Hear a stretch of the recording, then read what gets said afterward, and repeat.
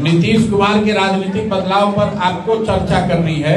जनसुराज ने वो चर्चा, वो घोषणा चुनाव से पहले ही कर दी थी कि चुनाव के परिणाम चाहे जो भी आए, नीतीश जी की मानसिक और शारीरिक हालत ऐसी नहीं है कि वो मुख्यमंत्री बने रहेंगे। लेकिन जनता को बरगलाने के लिए, जनता को बेवकूफ बनाने के लिए दलों ने, चाहे वो भाजपा के हो, जदयू के नेता हो, वोट लेने के लिए नीतीश कुमार को मुखौटा के तौर पर इस्तेमाल किया। और आप देख रहे हैं कि जिस मुख्यमंत्री को 202 विधायकों का समर्थन हासिल है, उनको पद छोड़कर, अभी छोड़े नहीं है लेकिन टेक्निकली छूट ही जाएगा, राज्यसभा का वो आज उन्होंने शायद आज या कल उन्होंने शपथ लिया। तो ये दिखाता है कि जनसुराज ने जो कहा था कि नीतीश कुमार आगे मुख्यमंत्री नहीं रहेंगे, ये एक और बात दर्शाता है कि ये जो 202 विधायकों के समर्थन का, बहुमत का दावा सरकार कर रही है, ये बहुमत शुद्ध बहुमत नहीं है, ये खरीदी हुई बहुमत है, ये मैनिपुलेटेड बहुमत है, जिसको 10,000 रुपए के प्रभाव से लिया गया है, जिसको इलेक्शन कमीशन की मदद से हासिल किया गया है। तो जब जनता का बहुमत नहीं है तो आप उस पद पर बने नहीं रह सकते हैं। बहुमत दिलाने में जिन लोगों की भूमिका रही है, अब सरकार वो चलाएंगे।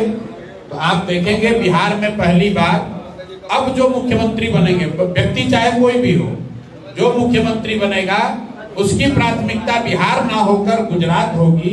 उसकी चिंता ये होगी कि गुजरात में बिहार के लाखों मजदूर, बिहार के लाखों बच्चे 12,000 15,000 में जाकर मजदूरी करते रहे, ताकि गुजरात में फैक्ट्रियों के मालिकों की आमदनी कम ना हो, बिहार के बच्चे हड्डी गलाते रहे।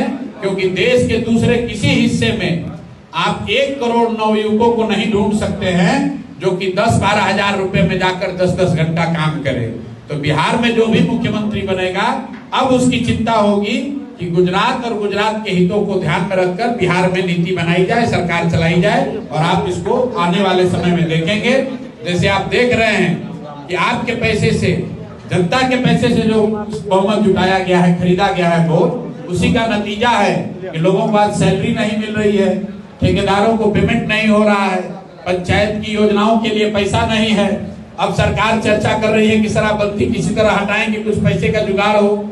तो भाई अगर आप 30,000 करोड़ रुपया जनता का वोट खरीदने के लिए खर्च करोगे तो निश्चित तौर पर खजाना खाली होगा और अल्टीमेटली पैसा जनता को अपने जेब से ही देना पड़ेगा। ये बिहार के लोगों को समझने की बात है। कोई चीज मुफ्त में नहीं मिलती है। सरकार अगर आपको मुफ्त में बिजली दे रही है तो बिजली का रेट बढ़ाकर 8 रुपए प्रति यूनिट भी कर दिया। अगर सरकार आपको 10,000 रुपया वोट के समय में दी है तो उसके बाद आपको दरमाहा नहीं मिल रहा है, आपने अगर कोई कॉन्ट्रैक्ट के तौर पे काम किया है, वो काम का पैसा नहीं मिल रहा है, पंचायतों में विकास का काम ठप है। और अगर यही व्यवस्था रही, आप देखिएगा 3-4 महीनों में यहाँ फाइनेंशियल क्राइसिस, आर्थिक क्राइसिस होगी।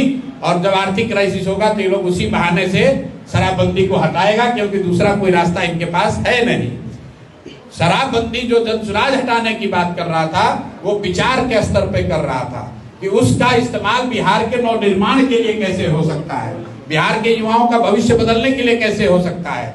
लेकिन ये सरकार अगर हटाती है, शराबबंदी हटाएंगे ये लोग, तो ये अपना जेब भरने के लिए, भ्रष्टाचार करने के लिए, और जो खजाना इन्होंने लुटाया है उसको फिर से उसमें कुछ पैसा जमा करने के लिए करेंगे। आने वाले समय बिहार के लिए दुखद और परेशानी वाले होने वाले हैं। मैं आपको घोषणा कर देता हूं, बिहार में भ्रष्टाचार कम नहीं होगा, बिहार में बच्चों के लिए पढ़ाई की व्यवस्था नहीं होगी, यहाँ से पलायन जारी रहेगा। और 1 करोड़ नौकरी का दावा करने वाले लोग यहाँ से छोड़कर चले गए, किसी को नौकरी नहीं मिलने वाली है। मोदी जी भी अपना चेहरा लोकसभा चुनाव से पहले नहीं दिखाएंगे। अरवा चावल खाइए या उसना चावल खाइए, मोदी जी का चेहरा अब आपको लोकसभा में वोट देते समय नजर आएगा। ये इसलिए हो रहा है क्योंकि बिहार की जनता ने इसी व्यवस्था के लिए वोट दिया है। जो बोइएगा वही काटिएगा, बोइएगा बबूल तो आम नहीं खाइएगा।